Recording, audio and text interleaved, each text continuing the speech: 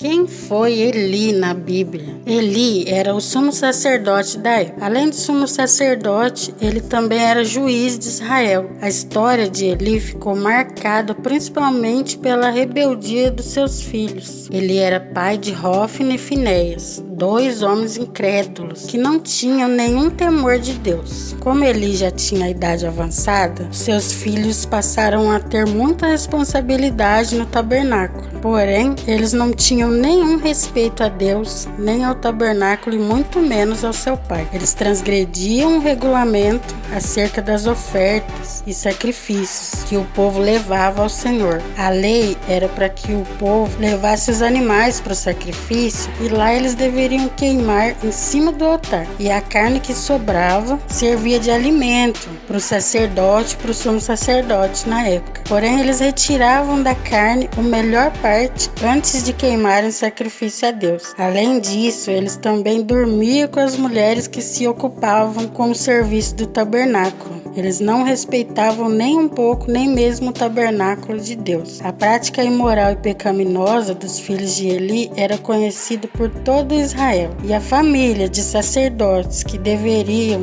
levar o povo para mais perto de Deus acabava afastando o povo da presença de Deus com seu mau testemunho. A Bíblia até mostra a tentativa de Eli em repreender seus filhos, mas eles não ouviram e continuaram fazendo o que era mal. O sumo sacerdote Eli é sempre lembrado como o juiz que não tinha controle sobre a sua própria casa. Embora ele não tinha participado dos pecados de seus filhos, ele acabou pecando por omissão. O erro de Eli foi de honrar mais os seus filhos do que a Deus, sem contar que ele acabou se beneficiando indiretamente do comportamento ganancioso de seus filhos. E ele não repreendeu com pulso firme e nem removeu os filhos do cargo, mesmo sabendo de tudo que seus filhos faziam. Fechou o olho para muita coisa, demonstrou que não tinha nenhum zelo pela obra de Deus. Por tudo isso, Deus derramou seu juízo sobre a casa de Eli.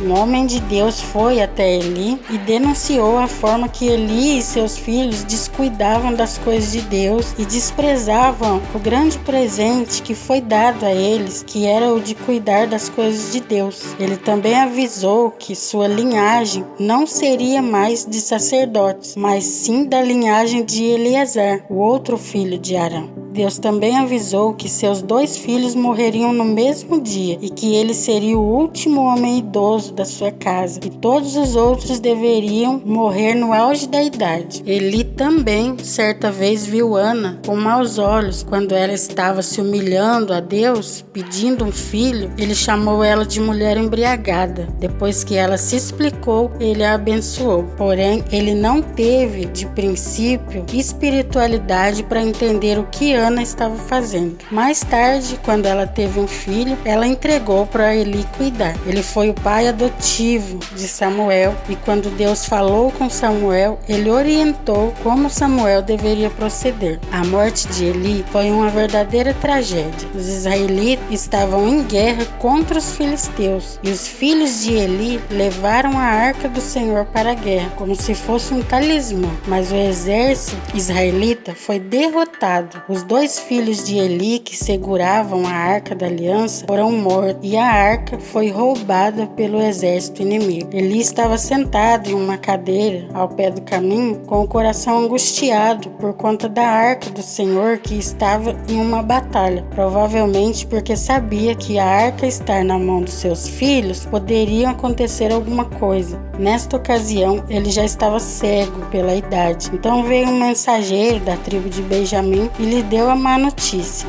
Avisou que seus dois filhos estavam mortos e a arca da aliança tinha sido levada. A Bíblia diz que quando Eli recebeu a notícia sobre a perda da arca, ele caiu da cadeira para trás e quebrou o pescoço. Interessante notar que o homem que passou a vida dando mais valor aos seus filhos do que tendo zelo pela obra de Deus, agora morreu ao demonstrar mais preocupação pela arca ter sido roubada, pois ele não caiu caiu quando soube da morte de seus filhos e nem pela derrota do povo de Israel, mas sim pelo roubo da arca. Sua nora, a esposa de Finéias, estava grávida quando eles morreram. E quando ela foi dar à luz a um menino, ela acabou morrendo no parto. Mas antes de morrer, ela colocou o nome de Icabô no menino, que quer dizer, foi-se a glória de Israel. Pois ela sabia que a culpa de toda a tragédia que chegou a Israel era de seu marido, seu cunhado e seu sogro.